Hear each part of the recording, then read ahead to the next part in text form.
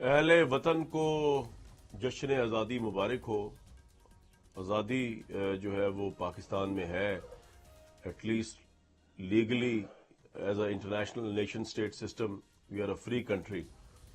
لیکن آبویسلی اس آزادی کے موقع پہ ہمارے دوسرے جتنے معاملات ہیں، ہم اپنے پڑوسی ممالک کے ساتھ کہاں کھڑے ہوئے ہیں کہ ہمیں آج بھی انڈیا میں تو کوئی نگران سیٹ اپ نہیں آتا الیکشن کروانے کے لیے.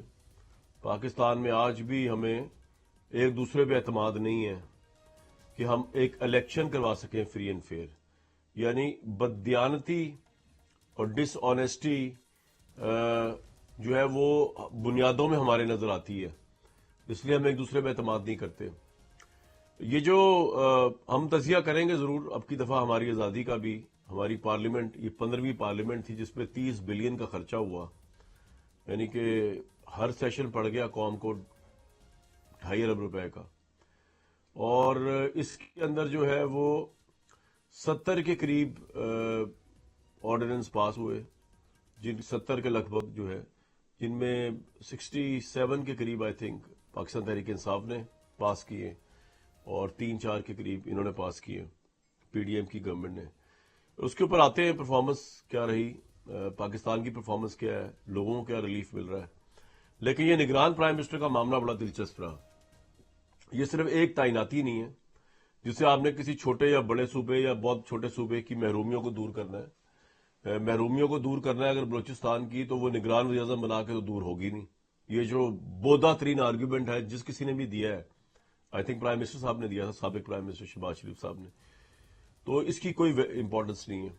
آپ نے بلوچستان کو اگر محرومیاں دور کرنی ہے، وہاں کے سرداری سسٹم کو چیک کیا جائے، کاؤنٹ کیا جائے، وہاں پہ ایجوکیشن کا انقلاب لایا جائے، وہاں انڈسٹری، وہاں بزنسز، ان کو فروغ دیا جائے، آؤٹ آف دا وے جا کے ان کے لیے کیا جائے. بلوچ ہمارے بھائی ہیں. بلوچستان سے نگران وزیر اعظم لے لینا صرف یہ دکھانے کے لیے کہ جی ہم محرومی دور کر رہے ہیں چھوٹے صوبے کی، یہ لوگوں کی آنکھوں میں دھول جھونکنے کے مترادف ہے بہت سے لوگوں کے نزدیک. آن دی کانٹرری انوار الحق کاکڑ جو ہے وہ باپ کے بانی رہنما ہے. وہ ایک پولیٹیکل پارٹی کو لیڈ کرتے ہیں. ان کی اس سے پہلے پی ایم ایل این کے ساتھ ایفیلیشن تھی، پھر مشرف دور میں وہ پی ایم ایل این چھوڑ کے پی ایم ایل کیو میں چلے گئے، پھر پی ایم ایل کیو سے ان کو خاطر خواہ کامیابی نہیں ہوئی، پھر پی ایم ایل این میں آ گئے. آزاد حیثیت میں وہ سینیٹر منتخب ہوئے لیکن سپورٹ ان کو پی ایم ایل این کی تھی. ثناء اللہ زاری کی جو گورنمنٹ تھی پی ایم ایل این کی، اس میں وہ اسپوکس پرسن بھی رہے مختلف سٹیجز کے اندر. تو ان کی پولیٹیکل ایفیلیشن ہے ایک پارٹی کے ساتھ. اب یہ وہ نام تھا جو جب راجہ ریاض صاحب نے پیش کیا تو راجہ ریاض صاحب کی سیاسی طور پہ کوئی حیثیت نہیں تھی. ایک ایسے شخص ہیں وہ جن کی ہم بڑی عزت کرتے ہیں، لیکن جو پی ایم ایل این کے کینڈیڈیٹ بھی ہیں علن اللان نیکسٹ الیکشن کے لیے، تو ویسے بھی جو اپوزیشن وہ لیڈ کر رہے تھے اس کی بھی کوئی حیثیت نہیں تھی. ان کی خود کی بھی کریڈیبلٹی مجروح ہو چکی تھی جب انہوں نے کہا کہ ہم نے پی ایم ایل این کا میں ٹکٹ ہولڈر ہوں. تو شہباز شریف نے ان کے آگے جو گھٹنے ٹیکے ہیں وہ راجہ ریاض کی وجہ سے تو ٹیک نہیں سکتے. وہ راجہ ریاض کے نام پہ انہوں نے اپنی پی ڈی ایم کے سارے نام چھوڑ دیے. یہ عقل ماننے کو تیار نہیں، جسے کہتے ہیں نا کامن سینس. اور اسی لیے اختر مینگل نے جو ہے وہ پھر لیٹر لکھا جس سے، اور اے این پی نے بھی اس پہ جو کی بات کی، تو جس سے اس پورے الیکشن کے پروسیس پہ شروع میں ہی سوال اٹھ گئے. اختر مینگل نے لکھا ہے کہ نگران وزم کے لیے ایسے شخص کی نامزدگی کی جس سے ہمارے لیے سیاست کے دروازے بند کر دیے گئے. آپ کے اس طرح کے فیصلوں نے ہمارے درمیان مزید دوریاں پیدا کر دی ہیں. حیرانی اس بات کی ہے کہ آپ لوگوں پر گزری اس سے بھی ابھی تک سبق نہیں سیکھا. نواز شریف صاحب کو لیٹر لکھا ہے انہوں نے. اہم فیصلوں میں اتحادیوں کو اعتماد میں نہ لینے بد اعتمادی کو دوام بخشے گا. ایک بار پھر رات کی تاریکیوں میں اتحادیوں کو اعتماد میں لیے بغیر قانون سازی کی گئی. جمہوری اداروں کو کمزور کر کے غیر جمہوری طاقتوں کو مزید طاقتور کرنا جمہوریت کے تابوت میں مزید کیل ٹھوکنے کے مترادف ہے. آپ نے گزشتہ 2 ادوار حکومت میں بھی سب کچھ ہوتا رہا. آپ کے گزشتہ 2 ادوار حکومت میں ہم اس بار خیال کر بیٹھے تھے شاید ان تلخ تجربات کے ساتھ آپ کی جماعت کو اب احساس ہوگا، لیکن آپ کی جماعت نے ہمیں پہلے بھی غلط ثابت کیا اور اب بھی. موجودہ حالات کا حل سیاستدانوں کے بجائے اسٹیبلشمنٹ کی مشاورت سے تلاش کیا جائے. ہمیں جنرل ایوب سے جنرل مشرف تک کے مظالم اچھی طرح یاد ہیں، لیکن آپ کی جماعت غیر آئینی اقدامات کو جلدی فراموش کر گئی حیرانگی ہے. مصدق ملک صاحب، ارشاد بھٹی صاحب اور باپ پارٹی کے سرفراز بگٹی صاحب ہمارے ساتھ موجود ہوں گے. وہ بھی آ رہے ہیں بگٹی صاحب، لیکن اس سے پہلے مصدق ملک صاحب، خدا کا لاکھ لاکھ شکر ہے آپ کی وزارت ختم ہوئی، آپ پروگرام میں تشریف لائے. پچھلے 2 ہفتے تو آپ کی وزارت کے نظر ہو گئے. میں نے تو بہت اللہ کا شکر ادا کیا کہ آپ وزارت سے سبکدوش ہوئے. کم از کم آپ جو ہے وہ ہر ویکلی ہمارے پروگرام میں آیا کریں گے. یہ عذر نہیں ہوگا کہ آپ رشیا سے ڈیل کر رہے ہیں آئل کی، یا پرائم منسٹر نے آپ کو سیکریٹریٹ میں بلا لیا ہے میٹنگ کے لیے. سر، یہ امار الحق کاکڑ جو ہے، یہ نام آپ کو کس نے دیا ہے؟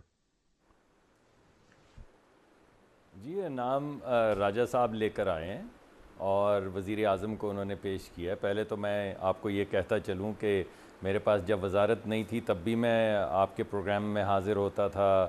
جب وزارت آ گئی، ذمہ داری ملی، تب بھی میں آپ کے پروگرام میں حاضر ہوتا رہا. آخری 2 ہفتے ضرور ناگے ہوئے ہیں اور میں معذرت چاہتا ہوں، لیکن آپ بھی انگلستان تھے تو میں نے کہا اب آپ کو پرفضا انگلستان کی جو بڑا مس کیا فضا ہے اس میں کیا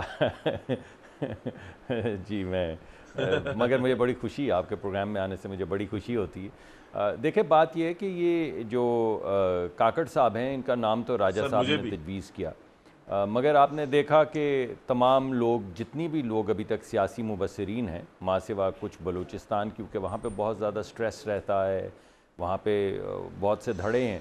اس کے علاوہ اگر آپ دیکھیں تو بائن لاج جتنی بھی سیاسی جماعتیں ہیں وہ تمام اس نام سے متفق بھی نظر آئیں اور خوش بھی نظر آئیں.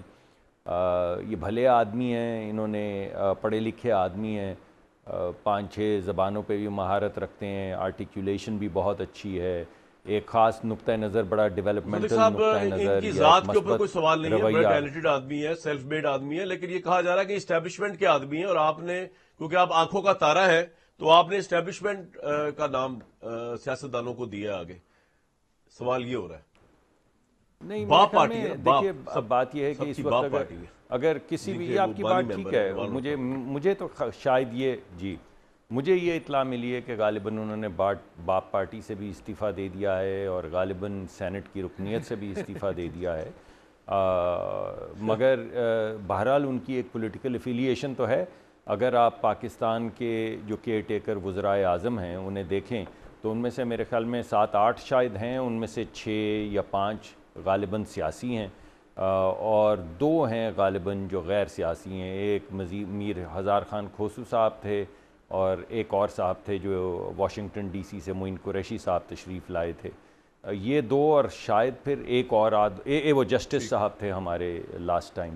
یہ 3 غیر سیاسی ہیں اور باقی تمام لوگ جن کی اپوائنٹمنٹ ہوئی ہے، جتوئی صاحب کیا اور باقی لوگ کیا، وہ تمام لوگ جو ہیں، بلک شیر مزاری کیا، ملک معراج خالد کیا، ان تمام کا سیاسی جماعتوں سے تعلق تھا.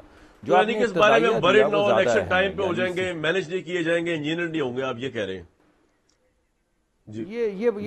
یہ آپ نے بڑا ایک منکی رینچ اس میں پھینکا ہے، کیونکہ چاہے الیکشن سیاستدانوں نے کروائے ہیں یا الیکشن ٹیکنوکریٹس نے کروائے ہیں،